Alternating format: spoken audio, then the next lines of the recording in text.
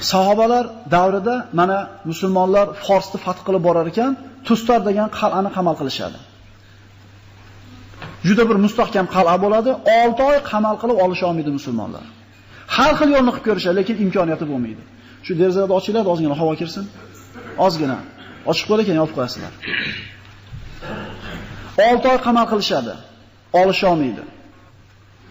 Shunda Sa'd ibn Abi Waqqos roziyallohu anhu amir bo'ladi lashkarga. Bir kishi keladi. Yuziga niqob to'sgan. Men deydi, qal'ani qana qilib ochishni yo'lini bilaman deydi. Men aytgan ishni qilinglar deydi. Qilishadi. Nima deyshadi? Nima deydi? Ana shu qasrning ichiga tosh otadigan palahmoniga o'tkazishadi-da, qilich-pilishini o'zini olib turib otishadi.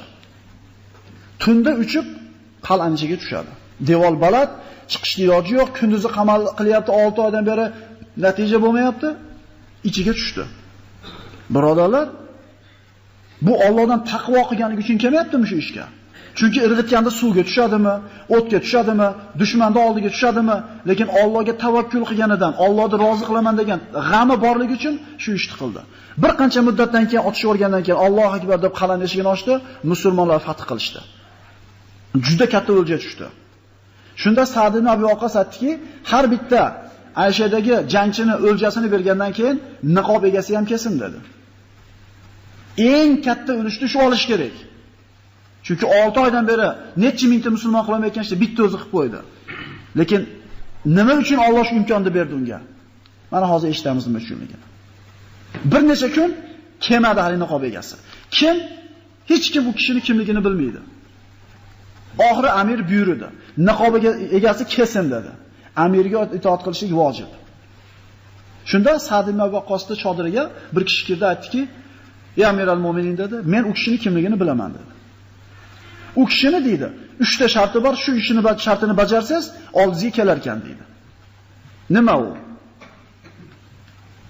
U kishining kimligini aytmaysiz ekan. Tarix kitoblariga yozdirmaysiz ekan. Shu Allohning o'ljasi hammi lekin shu 3 ta shartni qo'yadi, uchala shartida tamomiy ixlos. Birodarlar, haqiqatan tarix kitoblariga oltin harf bilan yozib qo'ysa bo'ladigan ishni qildi. Lekin taqvo qilganligi uchun mukofot kutmayapti bandasidan. Alloh uchun qildi. Qabul qildim degani menman o'sha kishi deydi. Hazrat Umar Sa'd ibn Abi Waqqosdan so'radi keyin xalifa, ayt deganda aytmayman deydi. Bitta Sa'd ibn Abi Waqqos bu kishining kimligini biladi, o'zi bilan go'rgab ketadi u kishining ismini. Hazrat Umar duo qilar ekan. Hazrat Umar birodarlar, tirikligida